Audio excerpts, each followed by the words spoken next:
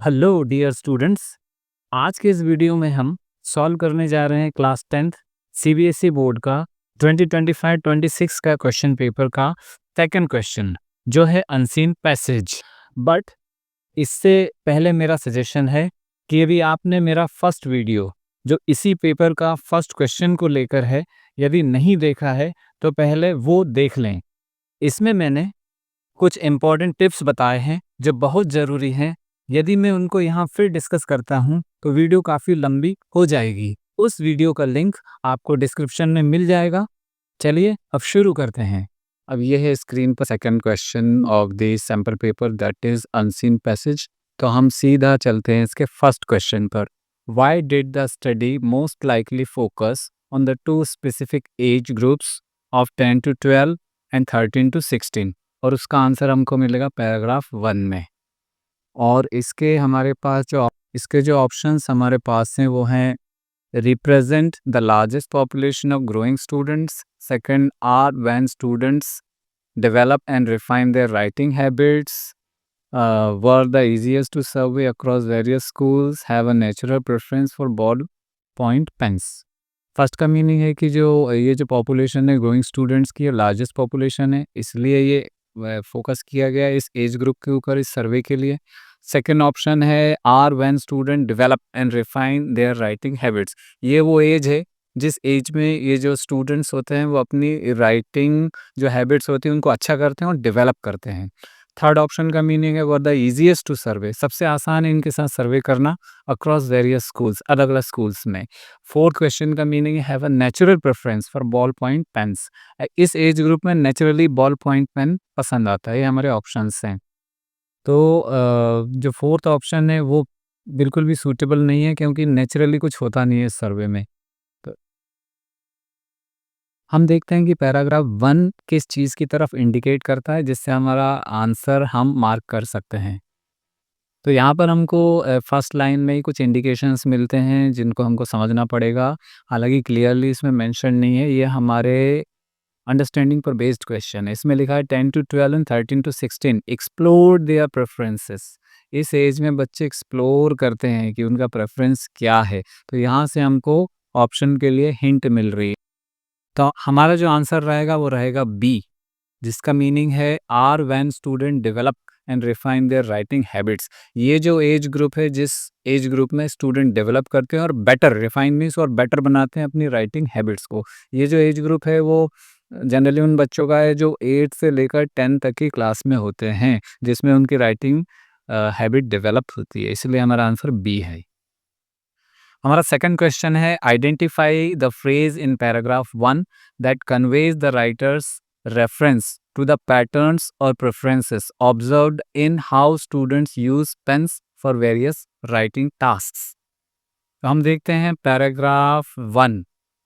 Paragraph 1 में हमको इस क्वेश्चन से रिलेटेड कुछ वर्ड्स मिलते हैं क्या? जैसे यहाँ पर दिया हुआ है रेफरेंस टू दी पैटर्न्स और प्रेफरेंसेस। इनसे सिमिलर यदि कुछ वर्ड्स पैराग्राफ में मिलते हैं तो वहीं पर हमारा आंसर हो सकता है। पैराग्राफ 1 की लास्ट लाइन में जो वर्ड्स हैं वो है trends in writing habits. Trends का भी मीनिंग होता है डिफरेंट टाइप्स ऑफ जो स्टाइल है या जो प्रेफरेंसेस है लोगों के, वो ट्रेंड्स कहलाते हैं। तो क्वेश्चन में एक वर्ड आया प्रेफरेंसेस और इस लाइन में हमको मिल रहा है ट्रेंड्स इन राइटिंग। तो जो हमारा फ्रेज होगा यही होगा ट्रेंड्स इन राइटिंग, यही हमारा आंसर है। और जब भी फ्रेज से रिलेटेड क्वेश्चंस आते हैं तो हमको फ्रेज में सिंगल एक वर्ड नहीं लिखना होता है। फ्रेज का मतलब होता है ग्रुप ऑफ वर्ड्स, इसलिए हमारे आंसर में 2, 3, 4 वर्ड्स आ सकते हैं, वही हमको लिखना होता है। हमारा नेक्स्ट थर्ड क्वेश्चन है complete the following bye selecting the correct option from those given in the brackets. और इसका आंसर हमको मिलेगा पैराग्राफ 2 में। क्वेश्चन है Gita age 11 wishes to complete her practical file neatly. Gita को अपनी प्रैक्टिकल फाइल को कंप्लीट करना है नीटली। इसका मीनिंग होता है बहुत साफ सुथरे तरीके से। Ensuring her work is legible, और ये भी देखना है कि उसकी जो राइटिंग है बिल्कुल रीडेबल हो। Legible means readable and appealing. She is most likely to choose a microtip pen for this task because the dash. हमारे पास दो ऑप्शन है speed and precision. offered by this type of pen helps produce tidy work. Speed and precision, speed का meaning सबको मालूम है, precision का meaning होता है बिल्कुल एक्यूरेसी के साथ और कम से कम एरर के साथ यदि हम कोई काम करते हैं तो उसको प्रिसिशन कहते हैं। तो इसमें हालांकि दिया हुआ है कि पैराग्राफ 2 में ये आंसर मिलेगा, बट यहीं से क्लियर है कि जब प्रैक्टिकल फाइल को कंप्लीट करना है, वो भी नीटली कंप्लीट करना है, तो उसमें स्पीड का रोल नहीं है, उसमें प्रिसिशन का रोल है। इसलिए हमारा आंसर प्रिसिशन होना चाहिए। फिर भी हम कंफर्म करने के लिए चलते हैं पैराग्राफ 2 पर। पैराग्राफ 2 की ये थर्ड लाइन ये दिया हुआ है, micro tip pens valuing their precision. ये आंसर को मैंने यहाँ पर मार्क करके रखा हुआ है ये। तो ये देखिए यहाँ पर दिया हुआ है micro tip pens valuing their precision, precision word already दिया हुआ है, तो ये हमारा आंसर है। हमारा फोर्थ क्वेश्चन है, what does the writer mean by affordability while citing the high percentage of ball point pen usage। Question का मीन है कि राइटर क्या बताना चाह रहा है, अफोर्डेबिलिटी बोलकर राइटर का मीनिंग क्या है, इस वर्ड से राइटर का मीनिंग क्या है जब वो ये कह रहा है कि high percentage of ball point pen जो है उनका यूज़ ज़्यादा हो रहा है, उसमें अफोर्डेबिलिटी भी एक फैक्टर है। तो इससे राइटर का क्या मतलब है, फिर से इसका आंसर हमको मिलेगा पैराग्राफ 2 में। चलिए पैराग्राफ 2 पर चलते हैं। पैराग्राफ 2 में हमको इस क्वेश्चन का आंसर एकदम डिस्टिंक्ट और क्लियर नहीं मिलता है। ये हमारे अंडरस्टैंडिंग बेस्ड क्वेश्चन है, हमको अफोर्डेबिलिटी का मीनिंग मालूम होना चाहिए। इस क्वेश्चन का आंसर हम इस तरीके से फ्रेम कर सकते हैं कि by affordability the writer means that ball point pens are reasonably priced and easily available making them accessible to most students. मतलब ये प्राइस इसका रीजनेबल होता है और इजीली अवेलेबल होता है, इसलिए राइटर ने जो वर्ड है अफोर्डेबिलिटी उसको यूज़ किया है। हमारा फिफ्थ क्वेश्चन है, complete the following with the correct option.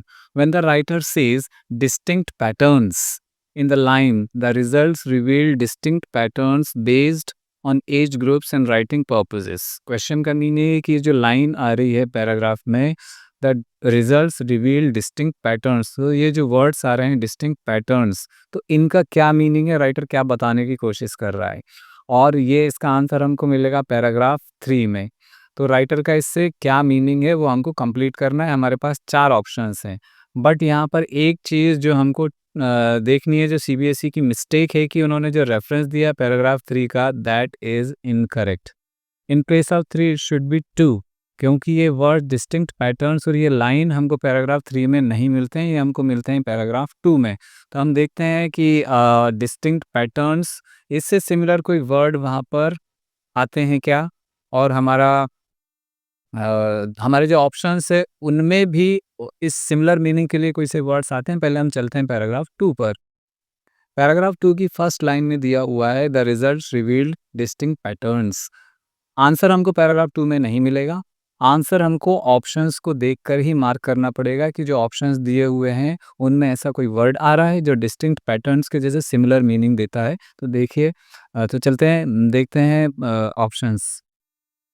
हमारा फर्स्ट ऑप्शन है, students in both age groups use pens in the same way for all the listed purposes. Next है, the preferences of pens varied. इसमें ये word आ रहा है, मैं सारे option से भी डिस्कस करूंगा क्योंकि मैं ऑलरेडी इस पेपर को स्टडी कर चुका हूँ, इसलिए मैं टू द पॉइंट वही चीज़ें आपको बता रहा हूँ जो इम्पोर्टेंट है, नहीं तो वीडियो बहुत लंबी हो जाएगी। हमारे पास ऑप्शन बी में एक वर्ड आ रहा है जिसका मीनिंग होता है वेरीड। वेरीड का मतलब होता है डिफरेंट, और डिस्टिंक्ट पैटर्न्स का मतलब होता है सबके अपने अपने पैटर्न्स, अलग अलग पैटर्न्स, और वेरीड भी सिमिलर मीनिंग दे रहा है, इसलिए हमारा ऑप्शन जो आंसर है हमारा ऑप्शन होना चाहिए बी। हमारा सिक्स्थ क्वेश्चन है, complete the following appropriately.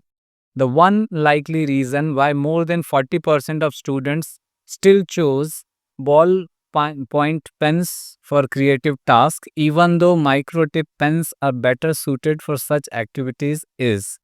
Question का मीन है कि एक रीज़न हमको बताना है कि 40% से ज़्यादा स्टूडेंट्स क्यों अभी भी उनको ball point pen creative task के लिए वो ज़्यादा उसको पसंद करते हैं, जबकि माइक्रोटिप पेन्स भी अवेलेबल है ऐसी एक्टिविटीज़ के लिए। आंसर हमको सर्च करना है पैराग्राफ 3 से, हम देखते हैं इससे रिलेटेड क्या वर्ड्स हमको पैराग्राफ 3 में मिलते हैं। पैराग्राफ 3 में ऑलरेडी मैंने कुछ वर्ड्स को मार्क कर रखा हुआ है, जैसे ये कंसिस्टेंसी, फिर आ रहा है under time constraints, consistency means time की जो लिमिटेशंस होती है उसके बीच में भी उसके उसके होने के कारण भी कंटिन्यूअसली माइक्रोटिप पेन्स को यूज़ किया जा सकता है। उसके बाद आता है कन्वीनियंस, उसके बाद आता है फाइनर लाइन्स, उसके बाद आता है एस्थेटिक अपील। ये सारे रीज़न्स दिए हुए जिनके कारण जो बॉल पॉइंट पेन है जो स्टूडेंट्स की फर्स्ट प्रेफ़रेंस में आता है। तो हम इनमें से कोई भी एक रीज़न या 2 रीज़न्स को हम साइट कर सकते हैं अपने आंसर को कुछ हम इस तरीके से फ्रेम कर सकते हैं the reason is that ballpoint pens are more convenient, widely available, and dependable under different writing conditions. हमारा 7th क्वेश्चन है how are aesthetic appeal and finer lines connected. Aesthetic appeal और फाइनर लाइंस आपस में connected कैसे है, तो हमको पहले इन दोनों वर्ड्स का मीनिंग समझना पड़ेगा।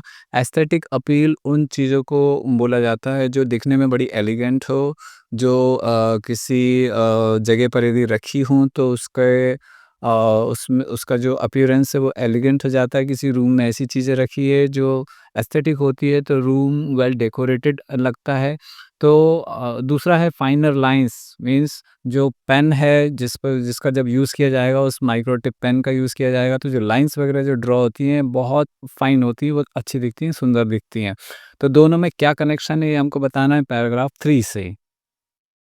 पैराग्राफ 3 की जो लास्ट लाइन्स हैं उनमें हमको वर्ड्स मिलते हैं appreciating the aesthetic appeal of final lines. इसमें क्लियर आंसर नहीं है। आंसर को हमको इन्फर कर कर खुद के वर्ड्स में हमको बनाना पड़ेगा कि दोनों चीज़ें आपस में कनेक्टेड कैसे हैं। हमारा आंसर कुछ इस तरीके से हो सकता है aesthetic appeal and final lines are connected because the thin, precise strokes of micro tip pens make handwriting look neater and more visually pleasing. अब आते हैं हम अपने 8th क्वेश्चन पर जो कि है elaborate how hybrid features in pens would lead to a commercially viable product. Hybrid features जैसे हाइब्रिडाइज्ड किया जाता है चीज़ों को, उनकी क्वालिटी को बढ़ाया जाता है, वैसे ही पेन्स में जो हाइब्रिड फीचर्स हैं, कैसे कॉमर्शियली उसको मार्केट में अवेलेबल बनाते हैं और उसमें उसकी डिमांड बढ़ती है और फिर उसको ज़्यादा प्रोड्यूस भी किया जाता है और मार्केट में उसकी सेल भी होती है। तो ये हमको इलैबोरेट करना है, बताना है कि ये चीज़ें कैसी होती है और रेफ़रेंस दिया गया है हमारे सामने पैराग्राफ 4 का। पैराग्राफ 4 की लास्ट 2 लाइन्स में हमको कुछ वर्ड्स यहाँ पर मिलते हैं जैसे ये hybrid features such as pens offering the speed of ball point pens with the precision. ये वर्ड पहला रीज़न हमारा आ रहा है स्पीड, सेकंड आ रहा है this precision of microtip pens to cater to a wider range of student preferences. Mean जो हाइब्रिड फीचर्स हैं जैसे कि स्पीड और उसके बाद प्रिसिशन, तो ये क्या करते हैं कैटर करते हैं मीन्स पूरा करते हैं जो स्टूडेंट्स के जो प्रेफरेंसेस हैं उनको ये पूरा करते हैं। तो हम आंसर अपना कुछ इस तरीके से फ्रेम करेंगे hybrid features would combine the speed and reliability of ball point pens with the precision and neatness of microtip pens, creating a handy product that appeals to a wide spectrum of students. ये थोड़े बहुत formal type के थोड़े heavy words होते हैं, English के heavy words हो गए हैं। आप चाहें तो अपने इजी वर्ड्स में भी आंसर को फ्रेम कर सकते हैं। ये जो इन्फ्रेंस वाले जो आंसर्स होते हैं हर स्टूडेंट अपने अपने वर्ड्स में उनको लिख सकता है, डिपेंड करता है आपकी क्रिएटिव राइटिंग स्किल के ऊपर। सेकंड अनसीन पैसेज का लास्ट क्वेश्चन है fill in the blank with one suitable word. Question है understanding age specific preferences helps manufacturers design products that cater to the unique needs of different age groups। यदि इस specific preference है वो manufacturer यदि उसको समझता है तो एक ऐसे प्रोडक्ट को डिज़ाइन कर सकता है जो अलग अलग स्टूडेंट्स अलग अलग एज ग्रुप के जो स्टूडेंट्स हैं उनकी नीड को केटर किया जा सकता है। Ensuring their products are both, और उसमें इस चीज़ को वो इंश्योर कर सकता है कि प्रोडक्ट में 2 क्वालिटीज़ होनी चाहिए। एक क्वालिटी क्या होनी चाहिए dash as well as appealing. तो प्रोडक्ट अपीलिंग भी होना चाहिए, अट्रैक्ट करने वाला भी होना चाहिए और साथ-साथ उस दूसरी क्वालिटी होना चाहिए कि प्रोडक्ट ठीक से काम करे। काम करने के लिए हमारे पास बहुत सारे वर्ड्स हैं जैसे फंक्शनल, यूज़फुल, वर्केबल, वायबल जो कि आपकी स्क्रीन पर दिख रहे हैं। इनमें से हम कोई भी हमारा आंसर यहाँ पर लिख सकते हैं। इस तरीके से हमारा सेकंड क्वेश्चन भी कंप्लीट होता है। नेक्स्ट पार्ट है, जो है सेक्शन भी, हम नेक्स्ट वीडियो में उसको डिस्कस करेंगे। Thank you.